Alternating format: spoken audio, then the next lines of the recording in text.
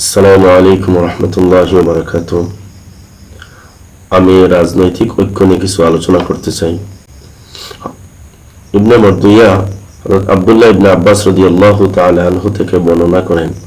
হযরত আব্দুল্লাহ ইবনে আব্বাস রাদিয়াল্লাহু তাআলা আনহু বলেন, কুরাইশের সরদার উমাইয়া ইবনে খালফ জুমহি রাসূলুল্লাহ সাল্লাল্লাহু আলাইহি ওয়াসাল্লামের কাছে আসলো এবং পরামর্শ দিল, হে আল্লাহর রাসূল, আপনি মুসলমানদের মধ্যে যারা নিঃস্ব, দরিদ্র, অসহায়, নিম্নবিত্ত তাদেরকে আপনার কাছ থেকে সরিয়ে দিন এবং কুরাইশের সরদার যারা তাদেরকে আপনার পাশে রাখুন।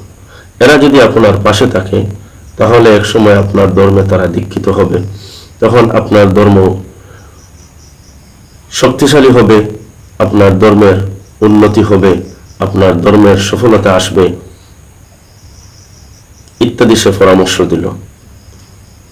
এর পরিপ্রেক্ষিতে আল্লাহ রাব্বুল আলামিন আয়াত নাযিল করেন, আউযু বিল্লাহি মিনাশ শাইতানির রাজীম, ওয়াসবির নাফসাকা মা'আল্লাযীনা ইয়াদউনা রাব্বাহুম বিল-গাদাতি ওয়াল-আশী ইউরিদুনা ওয়াজহা ওয়া লা তা'দু আইনাকা আনহুম তুরিদু যীনাতাল হায়াতিদ দুনিয়া ওয়া লা তুতি' মান আগফালনা কলবাহু আন যিকরিনা ওয়াত্তাবা'a হাওয়াহু ওয়া কানা আমরুহু ফুরুতা। আল্লাহ রাব্বুল আলামিন বলেন, হে রাসূল, যারা সকাল সন্ধ্যা আল্লাহর সন্তুষ্টি অর্জনের জন্য আল্লাহকে ডাকে, আপনি তাদের সঙ্গে থাকুন, আপনি নিজেকে তাদের সঙ্গে আবদ্ধ রাখুন।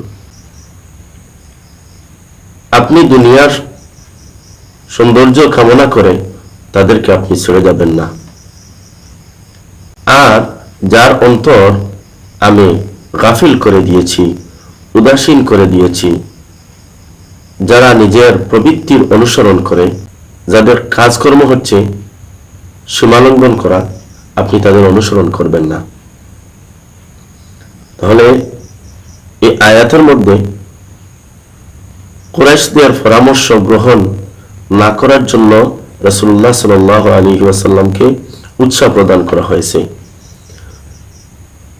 কুরাইশের পরামর্শ গ্রহণ না করার কারণ কি? আল্লাহ তাআলা সেই কারণগুলো উল্লেখ করেছেন। এক, যে এদের অন্তর আল্লাহ রাব্বুল আলামিন তার স্মরণ থেকে উদাসীন করে দিয়েছে, এদের অন্তর আল্লাহর স্মরণ থেকে গাফিল। দুই, এরা নিজের প্রবৃত্তির অনুসরণ করে, তারা নিজের খায়সাতের অনুসরণ করে, তাদের নিজ ইচ্ছা মতো চলে। তিন, তারা কাজে কর্মে সীমা লঙ্ঘন করে, তাদের কাজে কর্মে কোনো ধরনের সীমা নেই, তারা সব ক্ষেত্রে সীমা লঙ্ঘন করে। এই তিনটি কারণে আল্লাহ রাব্বুল আলামিন এই কুরাইশদের পরামর্শ গ্রহণ না করার জন্য আল্লাহ তাআলা আল্লাহর রাসূলকে পরামর্শ দিয়েছেন, সাথে সাথে আল্লাহর রাসূল সাল্লাল্লাহু আলাইহি ওয়াসাল্লাম কুরাইশদের এই পরামর্শ গ্রহণ করলেন না। তাহলে আমরা এখান থেকে এই বিষয় বলতে পারি যে আমরা কার সঙ্গে ঐক্য গড়ে তুলতে পারি, কাদের সঙ্গে ঐক্য গঠন করলে ইসলামের উপকার হবে, আমরা এখান থেকে আমরা জানতে পারি। যাদের মধ্যে রয়েছে ছাঁদাবাজি, যাদের মধ্যে রয়েছে লুটতরাজ, যাদের কাজকর্ম হচ্ছে সীমালঙ্ঘন করা, যারা নিজের প্রবৃত্তির অনুসরণ করে, তাদের সঙ্গে যদি ঐক্য করে আমরা বলি যে ইসলামের খিদমত করব, তা কখনো সম্ভব না।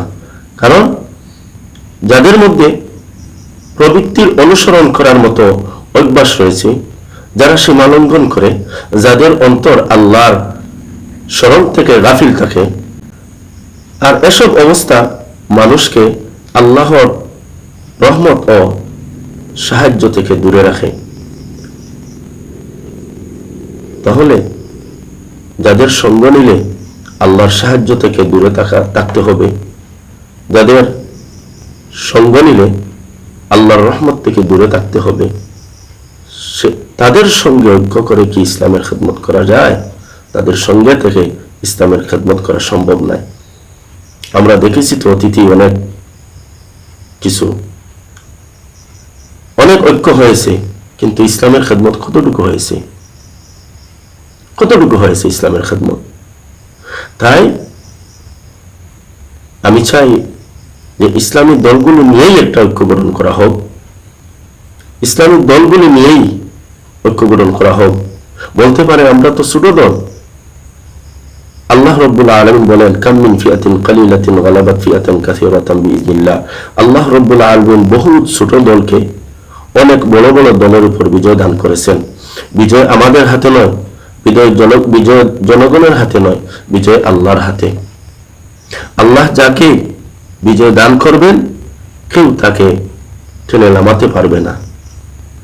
তাই ঐক্য কার সঙ্গে হবে এটা বুঝি শুনি ঐক্য করা উচিত।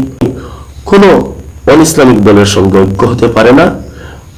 অন ইসলামিক দলের সঙ্গে ঐক্য হলে দুনিয়ার স্বার্থ হয়তো আদায় করা যাবে, আপনি এমপি হতে পারবেন, আপনি মন্ত্রী হতে পারবেন, কিন্তু ইসলামের সেবা হবে না, ইসলামের সেবা হবে না, ইসলামের সেবা হবে না। তার ইতিহাস এর সাক্ষী, ইতিহাস সাক্ষী বিগত কয়েকবার এই অন ইসলামিক দলের সঙ্গে ঐক্য গঠন হয়েছে, ইসলামের সেবা কি হয়েছে?